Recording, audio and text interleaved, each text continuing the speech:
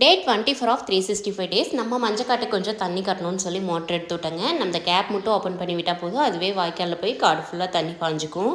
Motor ஓடும்போது washing மிஷினில் துணி போட்டால் தண்ணி நல்லா ஃபோர்ஸாக வரும்னு சொல்லி அப்போ தான் போட்டு விடுவேங்க. எல்லாம் போட்டு விட்டுட்டு மஞ்சக்காட்டில் தண்ணியெல்லாம் கரெக்டாக பாய்தான்னு போய் பார்த்துட்டு அப்படியே சைடில் தென்னம்பிள்ளை இருக்கும், அங்கேயும் வந்து அப்படியே தண்ணி பாஞ்சிக்குங்க. மஞ்சக்காட்டில் மிளகா செடியெல்லாம் வச்சுருக்கிறோம். கொஞ்சம் பச்சை மிளகா வீட்டுக்கு தேவையானது மட்டும் பறிச்சுட்டு மீதி பழுக்கிறதுக்கு விட்டுட்டேன். பண்ணைக்கு சைடில் தேக்கு மரம் வச்சுருக்குறோங்க. அது கொஞ்சம் நிழல் கட்டினதுனால எந்த காய்கறி செடியும் சரியாக வரதில்லை. அந்த இடத்துல வந்து வீட்டுக்கு தேவையான அளவு மட்டும் ஆர்கானிக் மஞ்சத்தூள் அரைச்சிக்கலாம் அப்படின்னு சொல்லிட்டு தான் மஞ்சள் போட்டிருக்கோம். எந்த பூச்சிக்கொல்லியோ களைக்கொல்லியோ எதுவும் அடிக்கிறது இல்லைங்க. காட்டுக்குள்ளே அங்கங்கே கோயம்புத்தூர் போட்டெல்லாம் நல்லா பெருசாக இருந்துச்சுங்க. அதெல்லாம் காஞ்சி விதை விழுந்துச்சுன்னா ஏகப்பட்டது தண்ணி பாயிருக்கு முளைச்சிரும்னு சொல்லிட்டு அதெல்லாம் பிடுங்கி வீசிட்டு வந்துட்டேங்க.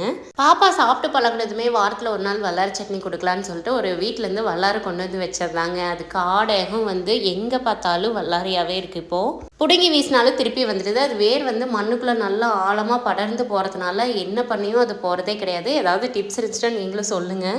எந்த செடிகளுக்குமே செடி சுற்றி நல்லா மண்ணு கட்டி நல்லா டைட்டாக அமுத்தி விட்டோம்னா செடி நல்லா வேர் பிடிச்சி நல்லா பூ பூக்கும். காய்கறி செடிகளுக்கு அந்த மாதிரி தாங்க. அந்த மாதிரி பண்ணும்போது செடி நல்லா காய் காய்க்குங்க. எனக்கு ரொம்ப ரொம்ப பிடிச்சது ஹார்ட் ஷேப்பில் இருக்கிற இந்த செடியும் தாங்க. இது பேர் தெரியல, ஆனால் பார்க்க அவ்வளோ அழகாக இருக்கும். பக்கத்தில் இருக்கிற அந்த பட்டர்ஃப்ளை செடி இன்னும் சூப்பராக இருக்குங்க. அடுத்த ஒரு சூப்பரான வீடியோவில் பார்க்கலாம்.